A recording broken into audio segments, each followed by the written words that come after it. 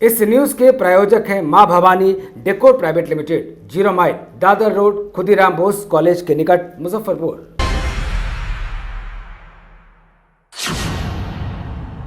नमस्कार, Dane news देख रहे हो आप और मैं हूं आपके साथ श्रुति सुमन। खबरों की आगाज करें उससे पहले आज की सुर्खियां।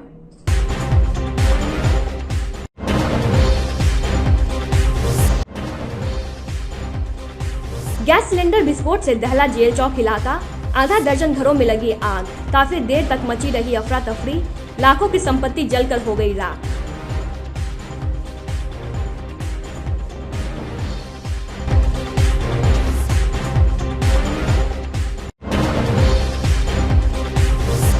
ट्रक के चपेट में आकर एक व्यक्ति की हो गई मौत, गुस्साए ग्रामीणों ने हाईवे जाम कर घंटों आवागमन कर दिया बाधित।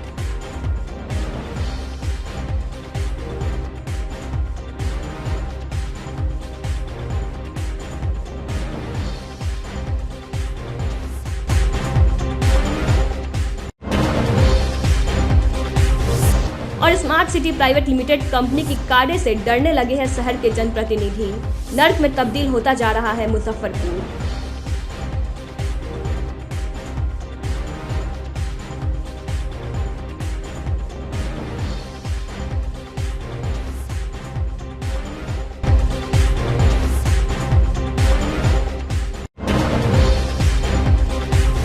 अब खबरें विस्तार से।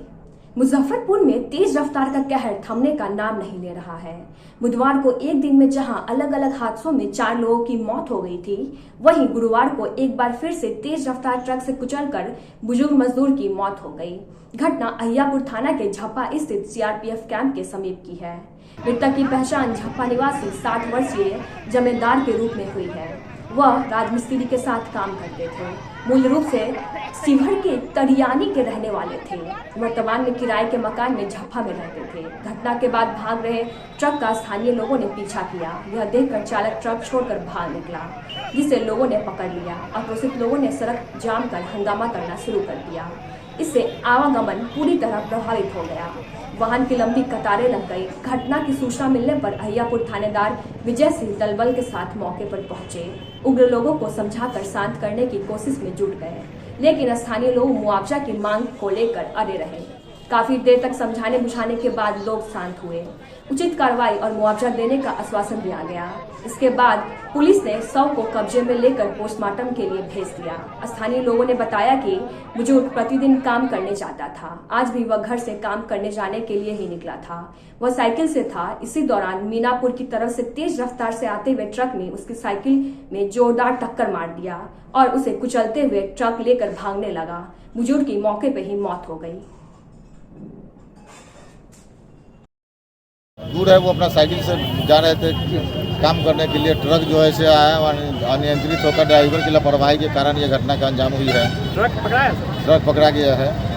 कहाँ जा रहे थे काम करने? अब शहर जा रहे होंगे काम करने के लिए, रोटी के तलाश में जा रहे थे। ये घटना 1 घंटा पूर्व की है।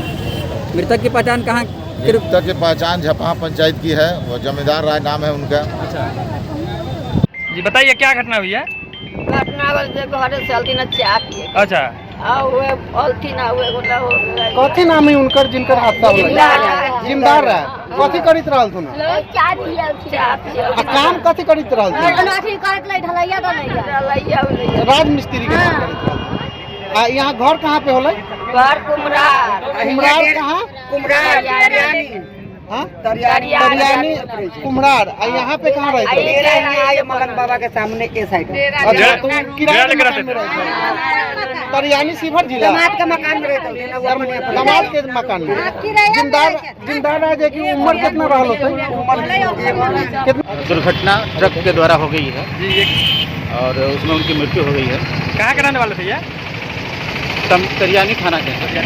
क्या नाम था मृतक का सर? जिम्मेदार राय। गाड़ी ही पकड़ी गई है क्या? हाँ, ट्रक पकड़ी गई है। दुर्घटना कारित करने वाला ट्रक को पकड़ा गया है। ड्राइवर भाग गया है और आगे की प्रक्रिया की जा रही है। मुजफ्फरपुर में एलपीजी गैस फटने से आधा दर्जन घरों में आग लग गई। इस घटना में करीब 50 लाख की संपत्ति जलकर खाक हो गई।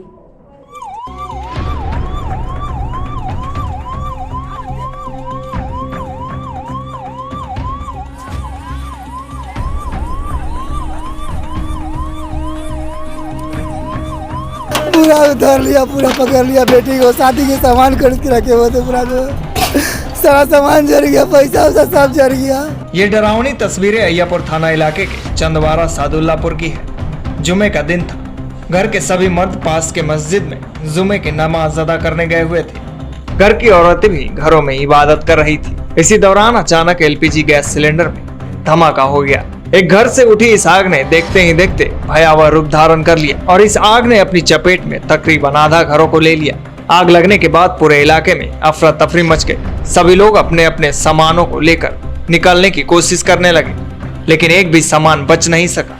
सूचना पर फायर ब्रिगेड की 4 गाड़ियों ने मौके पर पहुंचकर कड़ी मशक्कत के बाद आग पर काबू पाई।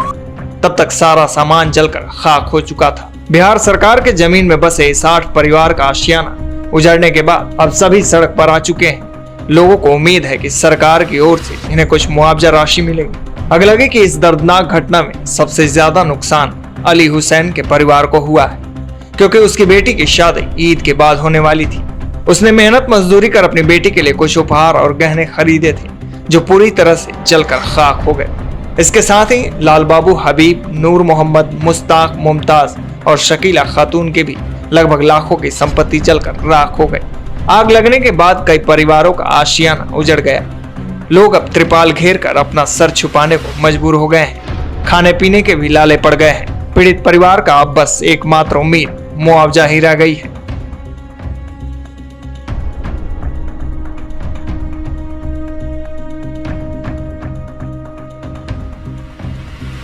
हम तो नमाज पढ़ के आए, दुकान में बैठ गए। दुकान में बैठे उसी मानो हल्ला उड़ा के जो है पूरा देख रहा, पीछे पूरा धनक रहा था।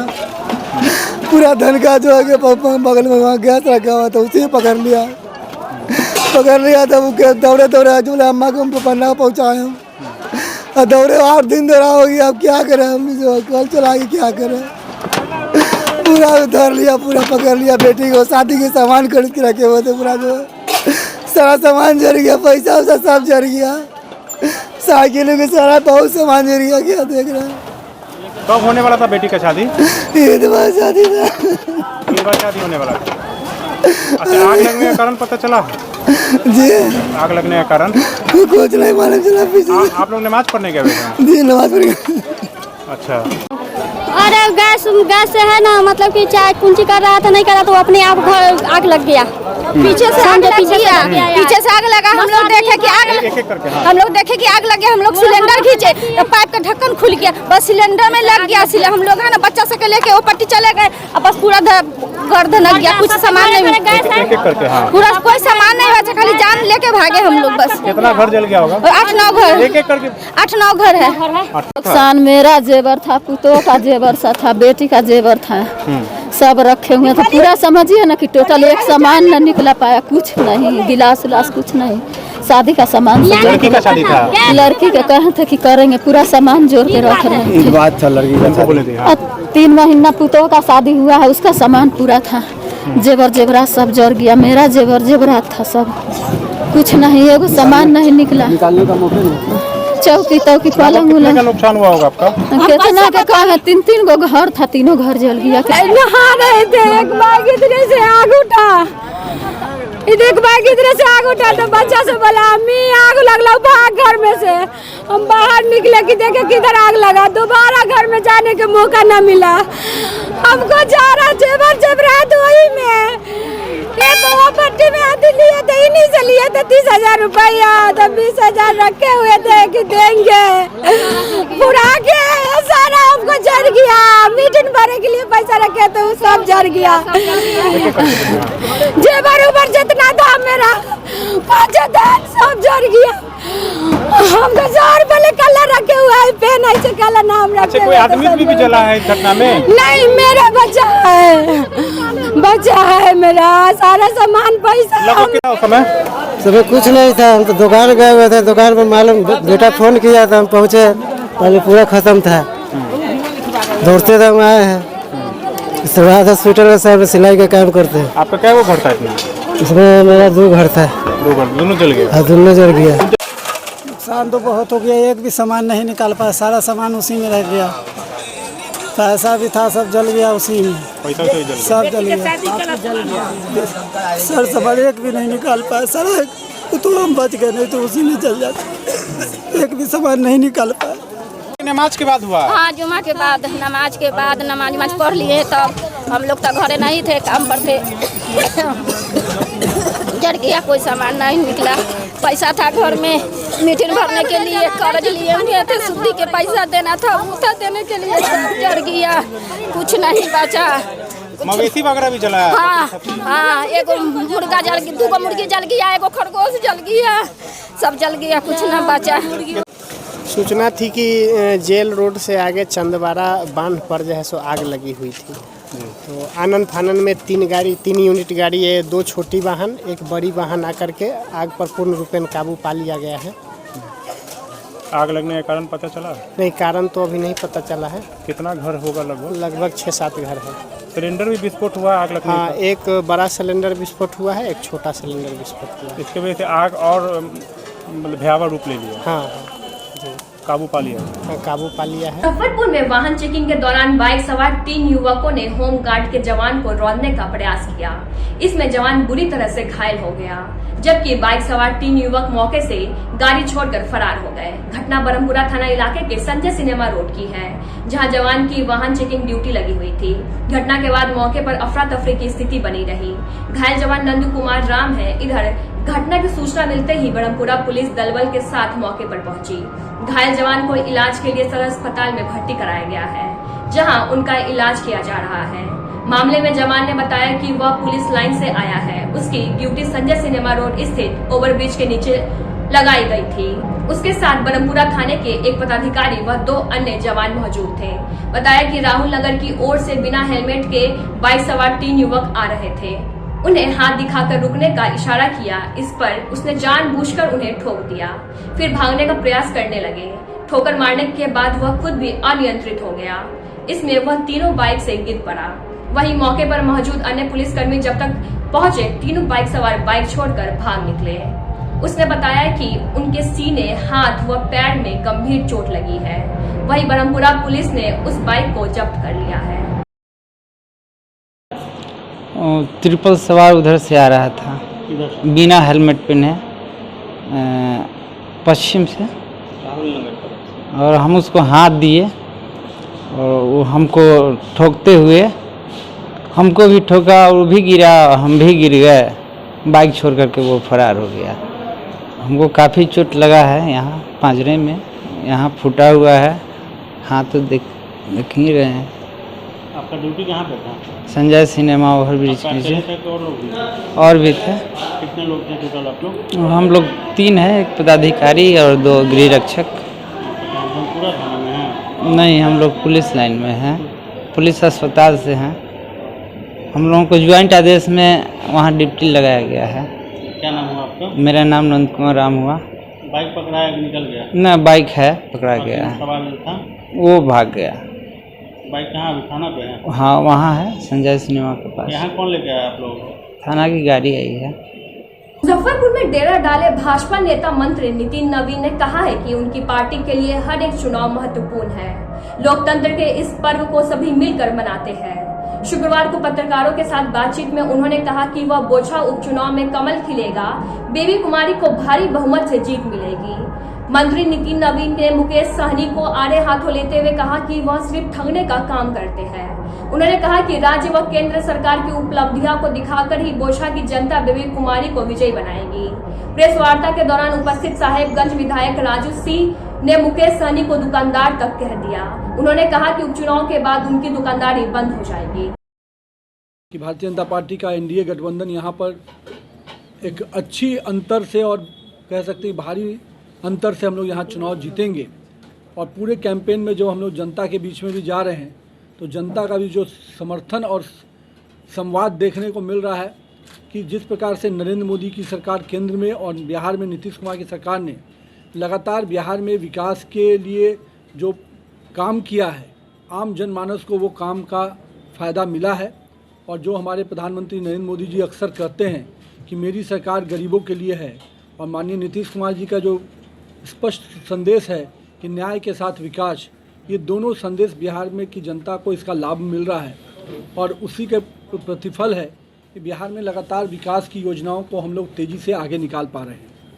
आज जिस प्रेस वार्ता की दृष्टि से यहाँ पे आए हैं, मुख्य रूप से जो भी चीज़ें बोचाहा विधानसभा के चुनाव में हमारे प्रत्याशी का जिस प्रकार से भ्रमण हो रहा है, उनके हर क्षेत्र में लोगों का जो समर्थन दिख रहा है, हम लोग आश्वस्त तो हैं ही, साथ ही साथ हमारे काम के भी जो चीज़ें हैं नीतीश कुमार सरकार की और नरेंद्र मोदी सरकार की, उसका भी असर देखने को मिल रहा है। जैसे गरीब कल्याण योजना की दृष्टि से 80 करोड़ परिवारों को जो मुफ्त राशन मिला, उसके लिए भी आम जनमानस में काफ़ी समर्थन दिख रहा है।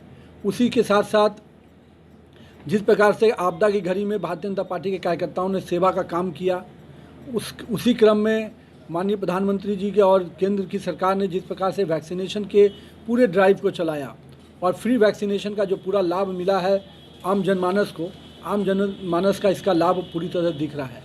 अभी हाल में आयुष्मान को लेकर भी हमारी केंद्र सरकार ने जहां गरीबों को इलाज के लिए मुफ्त 5 लाख रुपए तक की बीमा की योजना लाई थी, अब राज्य सरकार ने भी उसको अपने जितने भी राशन कार्डधारी हैं उनको भी अब इससे जोड़ा है।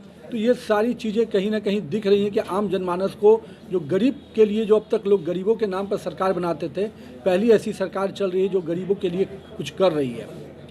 हम लोग भी जिस प्रकार से मेरे जिम्मे में पथ निर्माण विभाग है, उसके दृष्टि से लगातार बिहार में प्रधानमंत्री पैकेज के अंतर्गत 1,25,000 करोड़ की योजनाएं चल रही थी। पटना से मुजफ्फरपुर और पटना का जो दूरी है राजधानी से, उसको हम लोग लगातार कम करने में लगे हुए हैं। गंगा नदी पे हर 25 से 30 किलोमीटर पे एक ब्रिज बन रहा है और बहुत जल्द महात्मा गांधी सेतु का दोनों फ्लैंक, जिसको हम लोग इस वर्ष जून तक शुरू करने की प्रयास में हैं। साथ ही साथ नया महात्मा गांधी सेतु का भी काम 2024 के पहले हम लोग प्रारंभ कर देंगे। काम उसमें परिचालन प्रारंभ हो जाएगा। फिर पार्टी छोड़ के क्या मतलब सगा, इसलिए उन्होंने बताया कि आज आप लोग देख रहे हैं राजभूषण चौधरी जी पिछले 3 साल पहले चुनाव लड़े और वीआईपी जब बनी तो वीआईपी के संस्थापक थे डॉक्टर राजभूषण चौधरी जी, और वो भी आज पार्टी छोड़ करके आज भारतीय जनता पार्टी का दामन थाम लिए। और हम लोग तो उस पार्टी से थे ही नहीं, हमारा तो घर अपना एनडीए का घर था। विधायक बने थे, उस सिंबल पे विधायक बने थे, लेकिन हम भारतीय जनता पार्टी के द्वारा भेजे गए लोग थे। जब वो एक ऐसी टेक्निकल बातें आई जिसमें सीट उनको चला गया और सीट उनको गया तो उस टिकट पे हमको लड़ना पड़ा। तो मैं तो बहुत ज़्यादा उनको जानता नहीं, लेकिन साल भर में जितना जाना हूँ तो मैं इस साल में इतना जरूर बता सकता हूँ आप लोगों के सामने कि इस टाइप के व्यक्ति को मैंने अभी तक अपनी लाइफ में नहीं देखा था। उसको अब कोई सगा ठगा नहीं वाली बात कहे, कोई कुछ कहे, कभी कहते हैं पीठ में छुरा मारा, कभी बोलते हैं सामने में खंजर मारा। और हमको लगता है इस बार वो जहाँ की जनता उनको पूरे शरीर में खंजर मार के दिखा देगी कि जनता क्या चाहती है। स्मार्ट सिटी परियोजना के तहत शहर में चल रहे निर्माण कार्य की रफ्तार धीमी होने के कारण कई समस्या उत्पन्न हो गई है। शहर के अधिकतर मोहल्ले गंदे और बदबूदार पानी की मार झेल रहे हैं। इसी तरह की समस्या पिछले साल विधानसभा चुनाव में तस्वीर बदल कर रख दी थी। कहीं ऐसा न हो कि आने वाले निकाय चुनाव में वही बात दोहरा दी जाए। पिछली बार निकाय चुनाव में शहर को जल जमाव से निजात दिलाने का वादा कर ज्यादातर पार्षदों ने जीत हासिल की थी। 5 साल पूरे होने को है, लेकिन समस्या जस की तस बनी हुई है।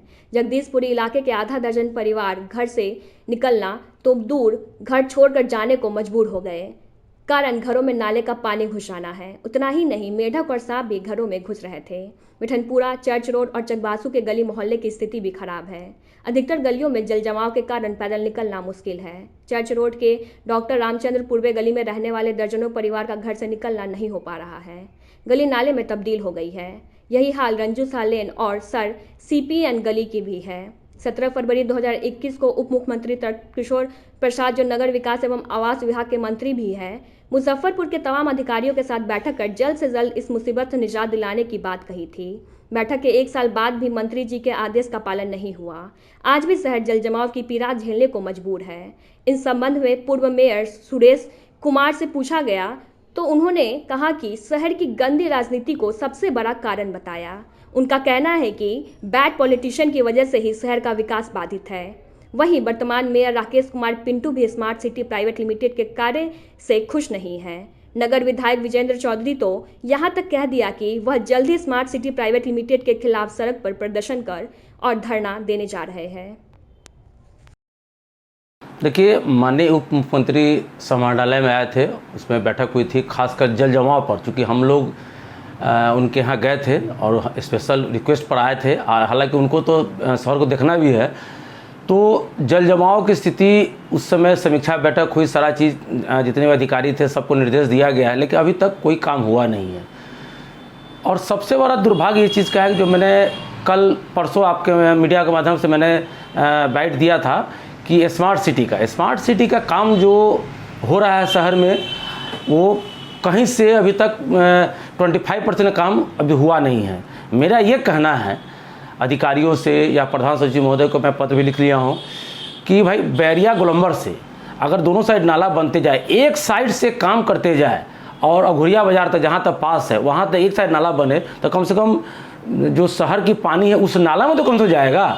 उसके बाद जो स्थितियाँ शहर में है जल जमाव की, उस पर कुछ बोलना हमको नहीं है, इसलिए कि जनता देख रही है और यहाँ के जो भी जनप्रतिनिधि हैं अभी तो इस पर कोई काम नहीं कर रहे हैं। हम लोगों ने पहले काम किया था, फर्दो नाला का सफाई करवाई थी और अब की बार नगर आयुक्त जो है सो ये फर्दो नाला जो हम लोग को पास किया उस पर ही जल जमाव की समस्या निदान करने के लिए बढ़िया सफाई करवा रहे हैं। लेकिन हमको लगता नहीं है कि ये सक्सेस हो पाएगा, क्योंकि शहर में सब जगह गड्ढा खोद के स्मार्ट सिटी द्वारा खोद रख दिया गया है और उसमें जल जमा हो रही है।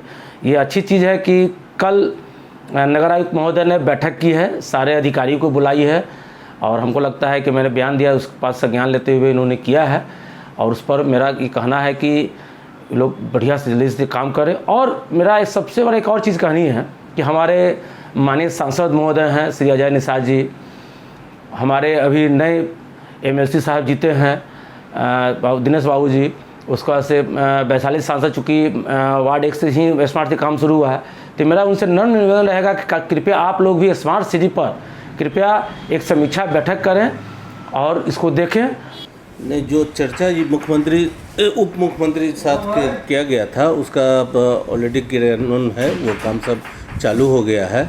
शहर में जगह जगह नाले का निर्माण कराया जा रहा है, स्मार्ट सिटी के तहत हो, विभिन्न बुडकों के तहत हो, सभी के अंतर्गत नाले का निर्माण कराया जा रहा है।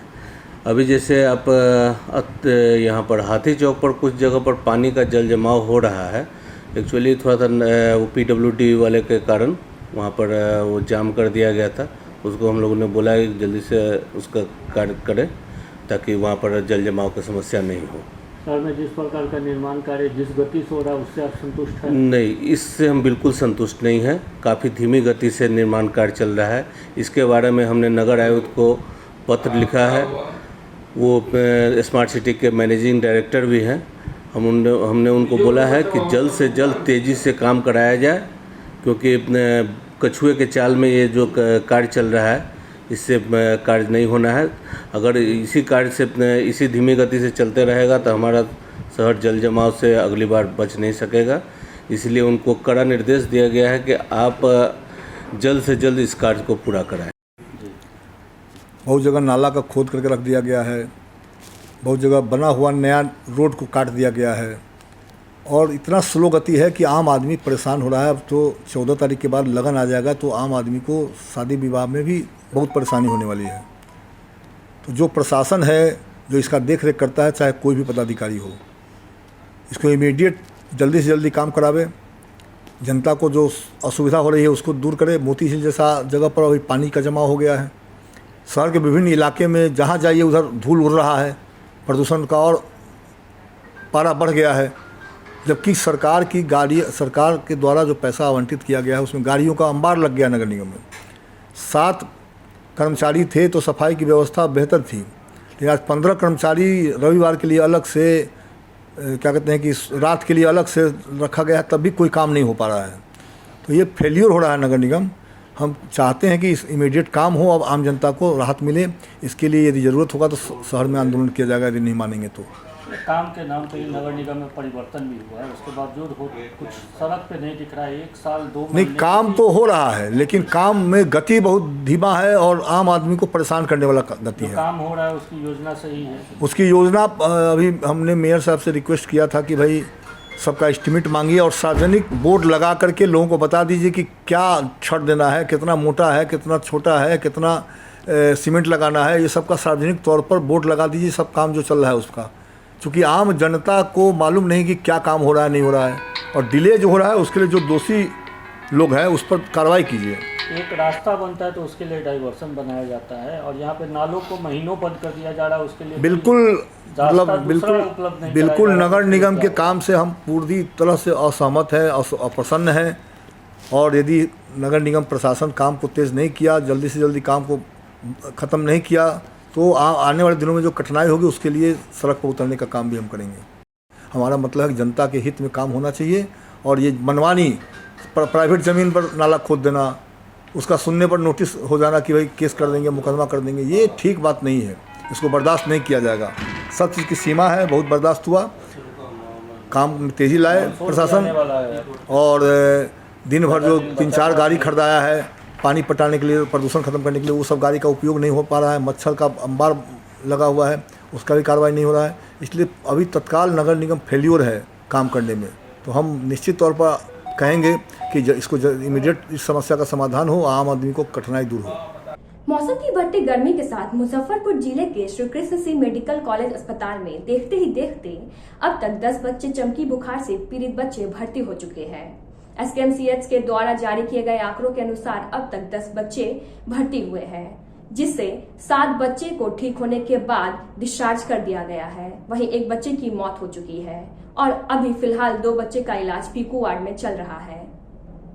पूरे मामले पर पूछे जाने पर एसकेएमसीएच के उपाधीक्षक सह शिशु रोग विशेषज्ञ डॉक्टर गोपाल शंकर सहनी ने बताया कि इस वर्ष मतलब जनवरी से अब तक कुल 10 बच्चे चमकी बुखार जैसे लक्षण वाले आए थे, जिसमें से 7 बच्चे को बिल्कुल ठीक हो जाने के बाद घर भेज दिया गया है। वहीं एक बच्चा जो सीतामढ़ी का रहने वाला था उसकी डेथ हो चुकी है तथा अभी 2 बच्चे पीकू वार्ड में भर्ती है। साथ ही साथ 2 सस्पेक्टेड बच्चे हैं जिसको हम लोग देख रहे हैं। कुल मिलाकर अभी AIS वाले केस में 2 बच्चे अभी पीकू वार्ड में भर्ती है, जिसका इलाज चल रहा है। दोनों अभी ठीक है। वहीं AIS पीड़ित बच्चों की संख्या बढ़ने की संभावना को लेकर सदर अस्पताल में AIS नियंत्रण कक्ष को आनन फानन में शुरू किया गया है। शुक्रवार को जिलाधिकारी प्रणब कुमार के द्वारा सदर अस्पताल में AIS नियंत्रण कक्ष की शुरुआत की गई है। नियंत्रण कक्ष के शुरू होने से चमकी बुखार से संबंधित जो भी जिज्ञासा और परेशानियां होगी उन्हें नियंत्रण कक्ष में मौजूद चिकित्सकों के द्वारा फोन कर दूर किया जाएगा और बच्चों की बेहतर चिकित्सा सुविधा सुनिश्चित कराने की व्यवस्था की जाएगी। देखिए, तापमान बढ़ने के साथ साथ AS और चमकी बुखार का प्रकोप भी बढ़ता है। इस पर प्रभावी नियंत्रण के मद्देनज़र जिलाधिकारी के आदेश के आलोक में विभिन्न विभागों द्वारा पंचायत और वार्ड स्तर पर लगातार जागरूकता कार्यक्रम किया जा रहा है। माकूल चिकित्सीय व्यवस्था का इंतजामात किए गए हैं। साथ ही नियंत्रण कक्ष इसे लेकर के बनाया गया है जो कि कार्यरत है सदर अस्पताल में। कल जिलाधिकारी के द्वारा सदर अस्पताल नियंत्रण कक्ष का उद्घाटन किया गया। उद्घाटन के क्रम में कुछ कमियां पाई गई, जब व्यवस्थाएं पाई गई थी, जिसे लेकर जिलाधिकारी द्वारा नाराज़गी प्रकट की गई और उन्होंने DPM तथा ये हॉस्पिटल मैनेजर के 3 दिन के मानदेय में कटौती करने का निर्देश दिया है। साथ ही स्पष्टीकरण पूछने का निर्देश है। मैं बता दूं कि नियंत्रण कक्ष के माध्यम से जिलाधिकारी द्वारा, जिला प्रशासन द्वारा जो आदेश निर्गत किए गए हैं विभिन्न स्तरों पर, उसकी सतत मॉनिटरिंग भी की जाएगी।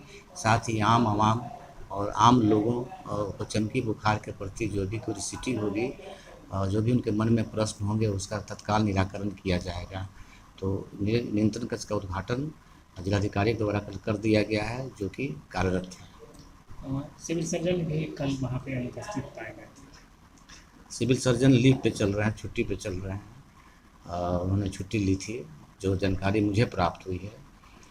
बाद बाकी जो व्यवस्थाएं थी उसको लेकर के सख्त नाराज़गी प्रकट की गई और उन्होंने, जिलाधिकारी ने स्पष्ट निर्देश भी दिया है कि चमकी बुखार पर नियंत्रण के मद्देनज़र अगर किसी भी तरह की कोताही और लापरवाही पाई जाएगी तो संबंधित पर सख्त और कठोर कार्रवाई की जाएगी।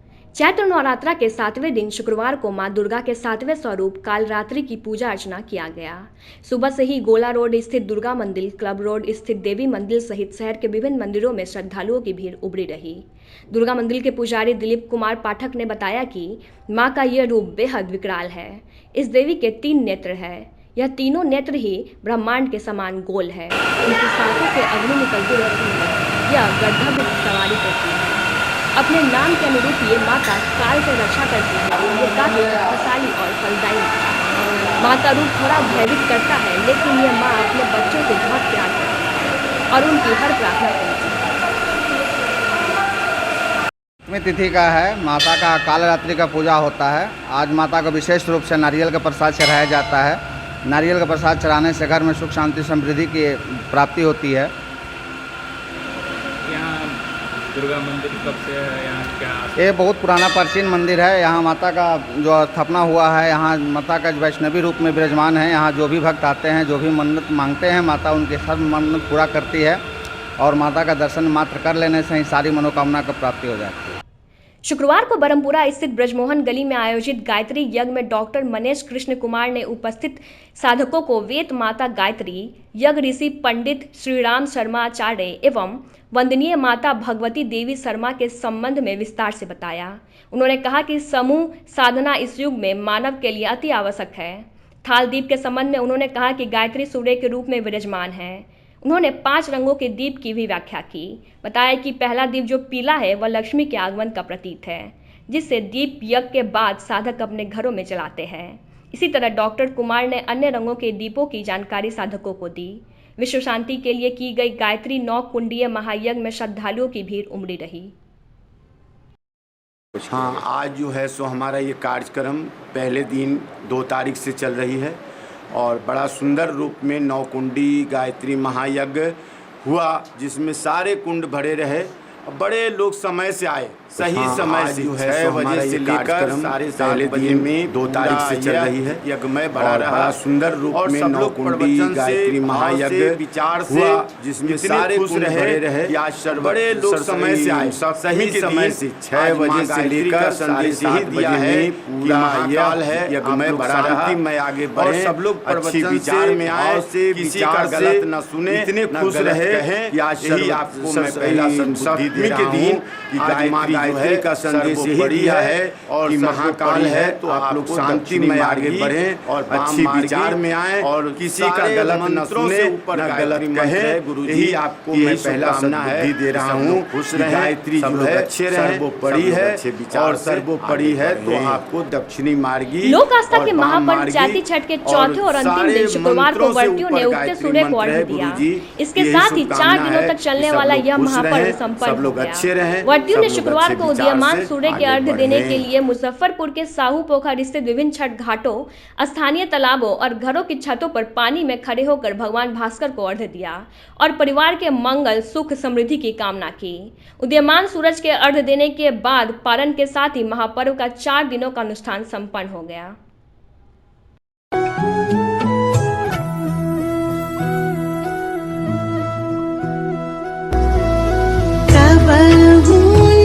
छूटी छठी मैया हमनी से बरत तोहार, हमनी से बरत तोहार। तहरे भरोसा हमनी के छूटी नाही छठ के त्योहार, छूटी नाही छठ के त्योहार।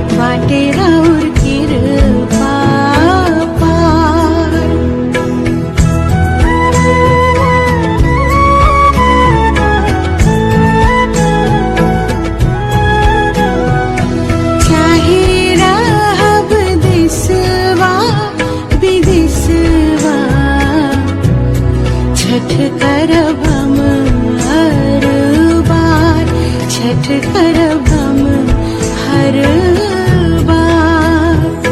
डूब तो सूरज के जे पूजे छठ पूजा कर लिए, बाल बच्चा आबाद रहे, और टोला समाज सब आबाद रहे। बस भगवान के दुआ से बाल बच्चा सब बढ़िया से रहे।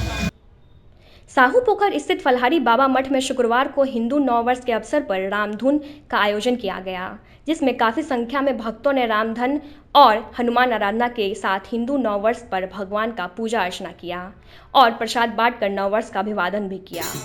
लोगों में काफ़ी उत्साह का माहौल था। वहीं हनुमान आराधना के बाद भक्तों ने एक दूसरे को नववर्ष की शुभकामनाएं दी। फलहारी बाबा मठ के महंत ने बताया कि हालांकि पश्चिमी सभ्यता की तर्ज पर हम लोग नया साल 1 जनवरी को बनाते हैं, लेकिन हिंदू नववर्ष चैत्र महीने की पहली तारीख यानी चैत्र प्रतिपाद को मनाया जाता है। इस बार हिंदू नववर्ष 2 अप्रैल को मनाया जाना चाहिए था, लेकिन चैत्र नवरात्रा से ही हिंदू नववर्ष का आगाज हो जाता है। वहीं हिंदू नववर्ष या हिंदू कैलेंडर के हिसाब से व्रत एवं त्योहारों की तिथियां आधार की जाती है। शादी हो या फिर कोई भी शुभ कार्य, सभी कुछ हिंदू कैलेंडर या पंचांग देखकर ही किए जाते हैं।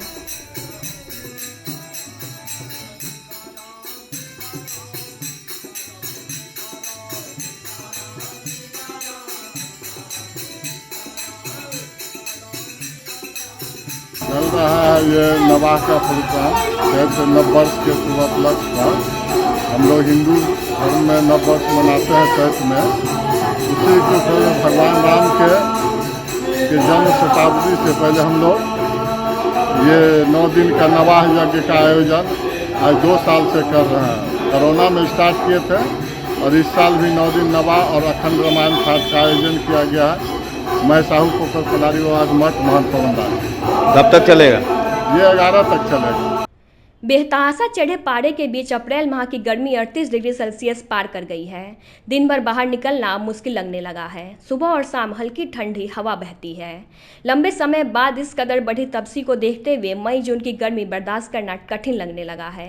पिछले 3 दिन में जिले का तापमान लगातार बढ़ रहा है। शुक्रवार को भी जिले का अधिकतम तापमान 38 डिग्री तथा न्यूनतम तापमान 24 डिग्री सेल्सियस रहा। तापमान बढ़ने के साथ साथ धूल भरी गर्म हवाओं ने लोगों का सड़क पर चलना मुश्किल कर दिया।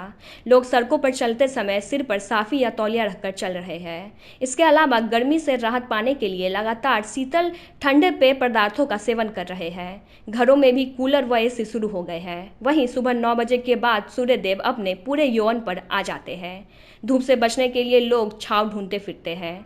दोपहिया वाहन चालक साफी बांधकर तो पैदल चलने वाली महिलाएं छाते के सहारे धूप व लू से बच रही है।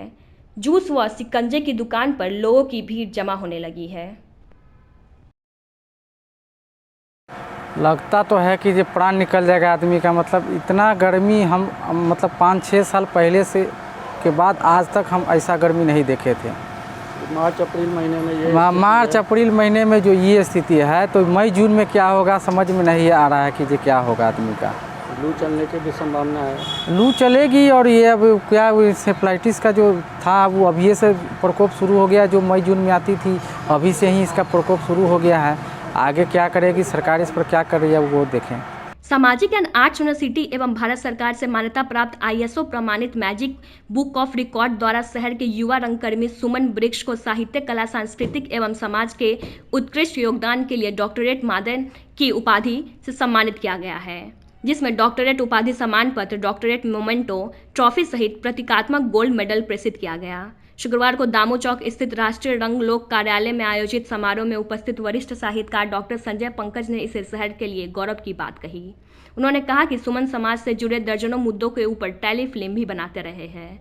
मोटिवेशनल स्पीकर के तौर पर युवा पीढ़ी और छात्रों के लिए निरंतर कार्य करते रहे हैं। कार्यक्रम में शामिल राष्ट्रीय रंग लोक के अध्यक्ष डॉक्टर विरल कुमार, सीनेट सदस्य मनोज वत्स, संगीत साधन पूर्व भाजपा नेता रविंद्र प्रसाद सिंह, डॉक्टर अशोक शर्मा सहित तमाम अतिथियों ने सुमन वृक्ष को आशीष देते हुए उसके उज्जवल भविष्य की कामना की। मैजिक बुक ऑफ वर्ल्ड के द्वारा सम्मानित किया गया है मुजफ्फरपुर में, बड़ी गर्व की बात है। और हम सबका आशीष है इन सुमन जी को कि निरंतर अपने पथ पर चलते रहें और समाज के लिए करते रहें। सांस्कृतिक रंगकर्मी के दुनिया में आगे बढ़ते रहें, ये हमारी शुभकामनाएं। हम सब लोगों के द्वारा आज इन्हें सम्मानित करने का अवसर मिला है और इनके लिए मैं 4 पंक्तियाँ कहूँगी। कर्णधार तू बना तो हाथ में लगाम ले, कर्णधार तू बना तो हाथ में लगाम ले, क्रांति को सफल बना नसीब का न नाम ले, भेद सर उठा रहा मनुष्यता गिरा रहा और गिर रहा समाज आज बाजुओं में थाम लो। सचिव के रूप में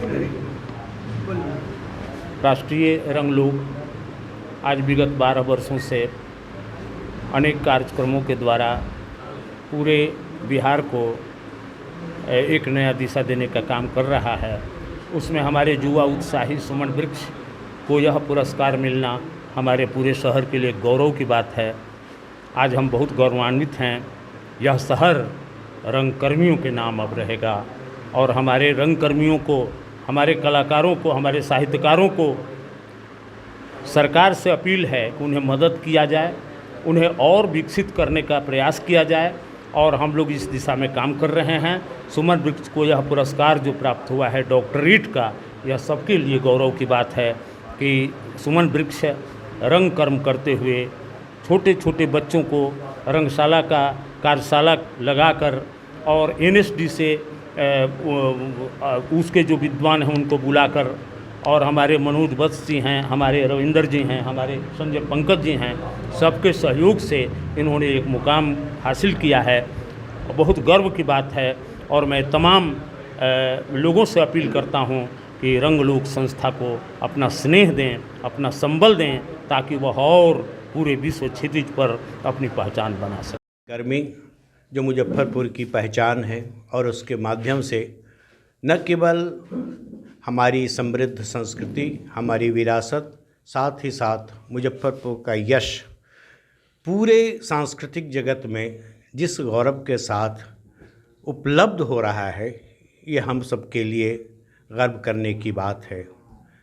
सुमन वृक्ष एक ऐसा रंगकर्मी, एक ऐसा मोटिवेटर, एक ऐसा समाज सेवी, एक ऐसा युवा जो लगातार नया नया करने की जिद, जुनून और सोच के साथ होता है।